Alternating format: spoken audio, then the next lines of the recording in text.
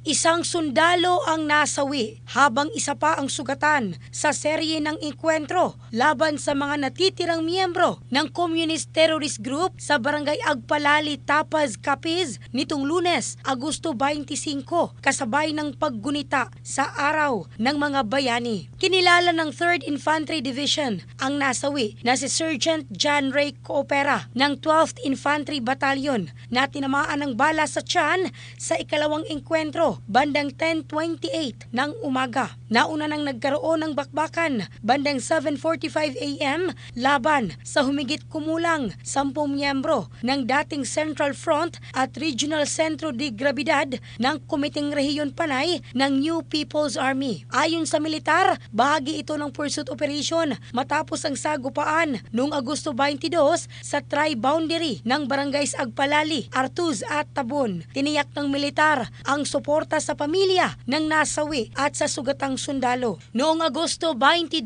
na-recover din ng tropa ang 5 high-powered firearms sa lugar. In the heart of changing lives, ako si Michelle Craste ng Brigada News Philippines, the Music and News Authority.